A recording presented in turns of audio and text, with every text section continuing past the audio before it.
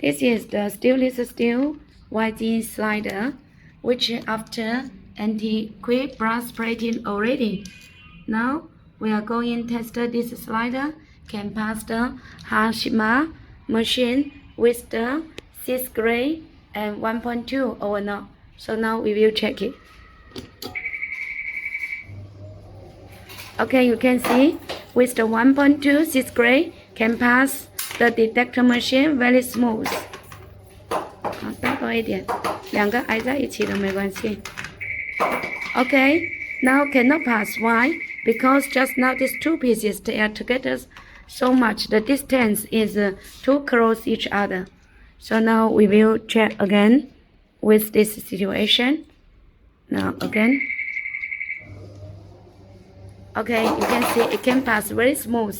So with this gray 1.2 and the detector, needle detector can pass the YG slider very smooth. If you can accept this quality, you can contact us anytime. Thank you. This is Casey from QLQ Company. Thank you.